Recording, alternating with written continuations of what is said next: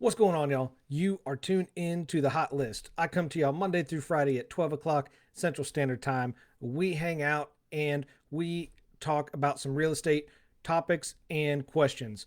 I answer a question of the day that is submitted by a listener of the podcast. And if you're interested in getting your question answered or maybe even answered on air, all you have to do is shoot the question to me through Facebook, YouTube, or the podcast player that you are listening to me on right now. Just drop it in the comments. I will not only answer that for you, I will use it for future videos just like this one, because if you have that question about real estate, the chance that somebody else has that question is extremely high. So, one of the ways that I'm able to give back is by just doing videos and episodes like this and answering that question again, not just for you, but for others as well that are going to have that same or similar question. And today's question of the day, I think, is very fitting. As somebody who has done some remodeling, I have been in the category that I've done the top returns on the investment, because your home is your investment. It is not an asset, it is an investment. And I have also been on the other side of doing the worst returns as well. Um, and if you've done remodeling in your house, chances are maybe you didn't do it quite right. Maybe you did it backwards, and not any particular order, which can obviously be the case if you've never done it before. And it kind of goes without saying that you want to get your best bang for the buck when it comes to remodeling.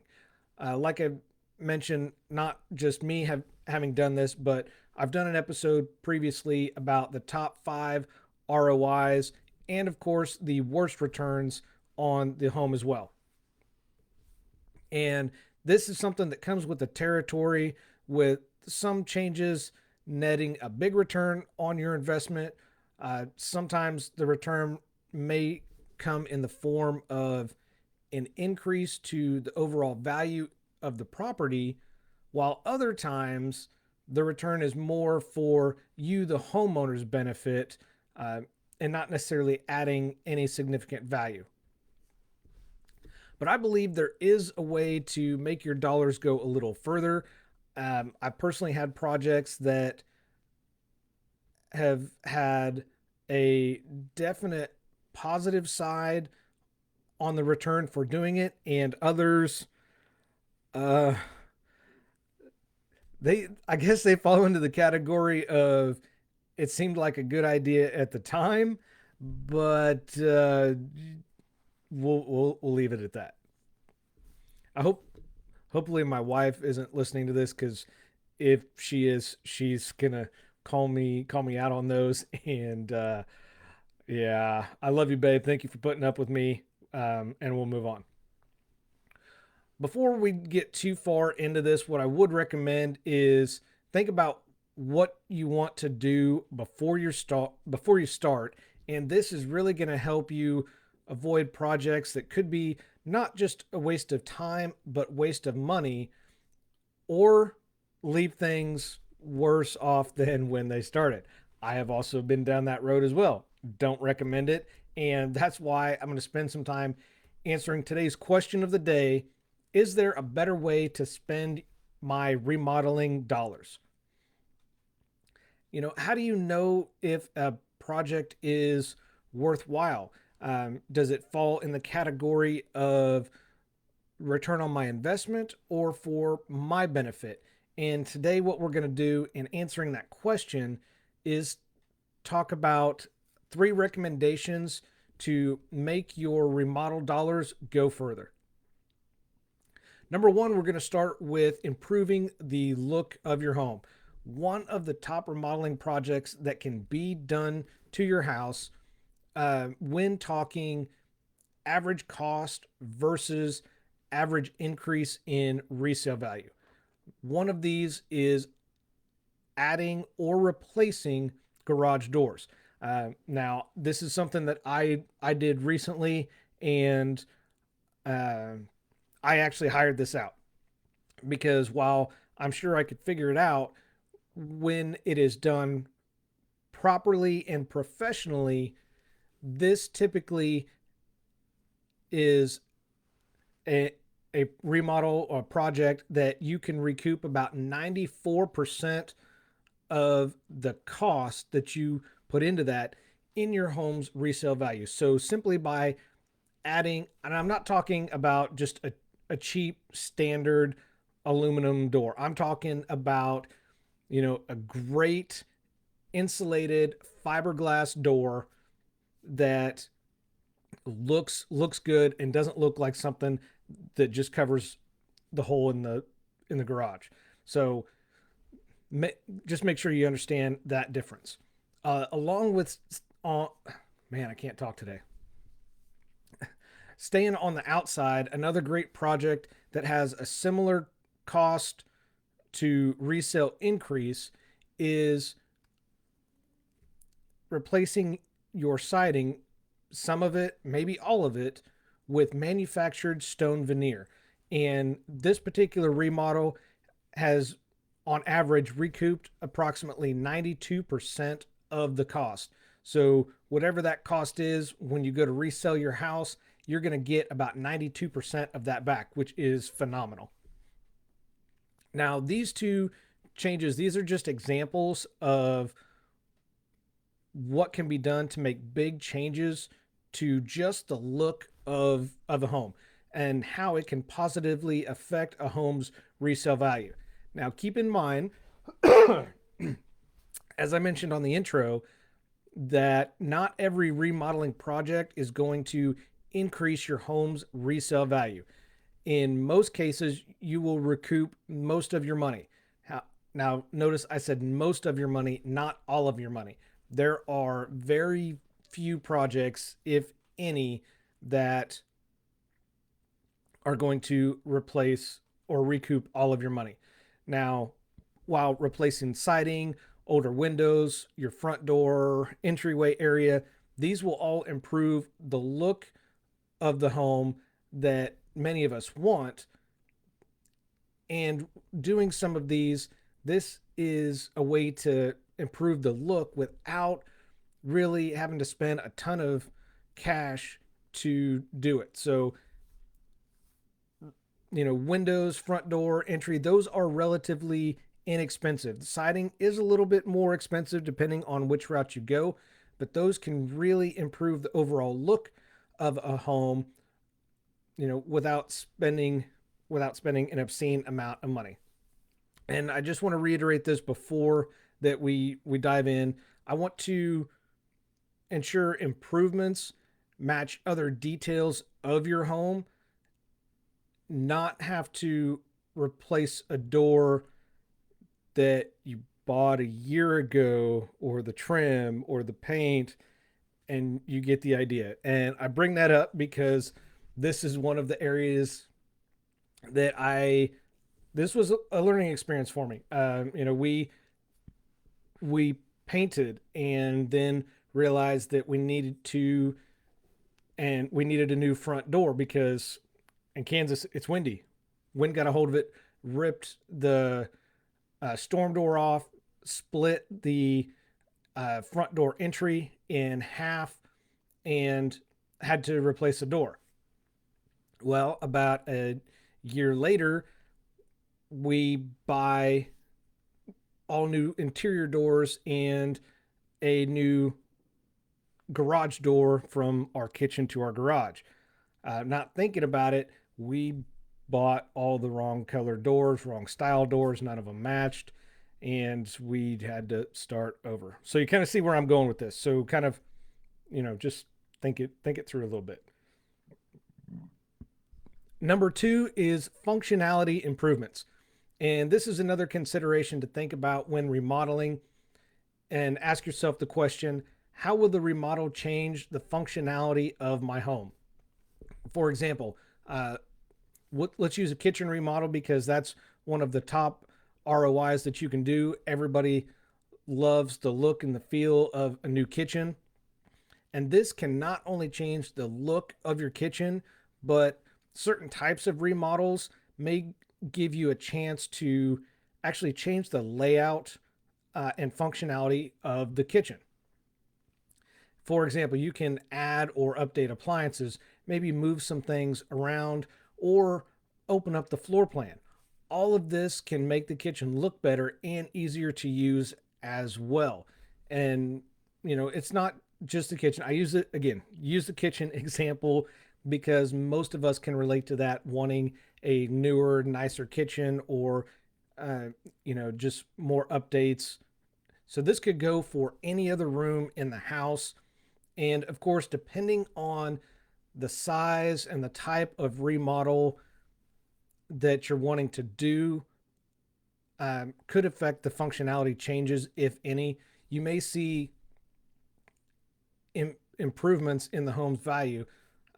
So, for example, let's stick with that kitchen example that I just gave. Minor functional updates in the kitchen could net you approximately 72% of the return compared to the exterior. And again, the kitchen on the inside, that's going to be one of the higher returns because it is one of the most utilized rooms. You just like your bedroom, your bathroom, you use that room every day. And so if you do this kind of minor or modestly, if it's spent, your money is spent right, could net you approximately 72% on the return. Now, if you opt for a more expensive remodel, while it may be done correctly, this could only net you about 57% of the money back on your asking price. Now, of course, this is on average. This is nationwide average. This is not, New York City, Manhattan. This is not Los Angeles, California. This is overall nationwide average. And bathroom remodels that we've talked about recently over the last several weeks, even doing some type of um, minor to major remodel in there could only net you as much as 60 to 70% range on the return. So this is something that you really got to take serious. You really got to know what you're doing to kind of be smart about it, which takes us to nice segue to number 3, which is remodel smart.